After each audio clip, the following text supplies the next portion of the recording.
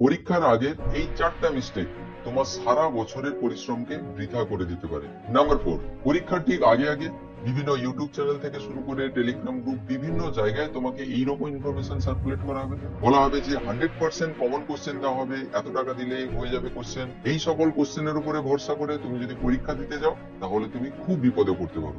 Number 3, পরীক্ষার ঠিক আগে আগে কোনো রকমের নতুন জিনিস তুমি আর পড়বে না। নতুন করে তুমি যখনই পড়তে যাবে তখনই তোমার টেনশন বাড়বে। নাম্বার 2, পরীক্ষার 7 দিন আগে চেষ্টা করবে কোনো রকম ফুল টেস্ট না দেওয়ার। এর কারণ হলো, যদি কোনো কারণে তুমি ওই 7 দিনের মধ্যে কোনো একটা ফুল টেস্টে যদি কম নাম্বার পেয়ে যাও, নিজে যে কনফিডেন্স নিয়ে পরীক্ষা দিতে যাওয়ার কথা ছিল সেই কনফিডেন্সটা কিন্তু অনেকটাই কমে যেতে পারে। নাম্বার 1, পরীক্ষার আগে আগে বন্ধুদের সঙ্গে পড়াশোনা নিয়ে কোনো রকম আলোচনা নেই। তুমি যদি তার প্রিপারেশন সম্বন্ধে জানতে চাও, তার সেটা নিয়ে যদি ডিসকাস করো, তাতে কিন্তু তুমি ডিমোটিভেটেড ফিল করতে পারো।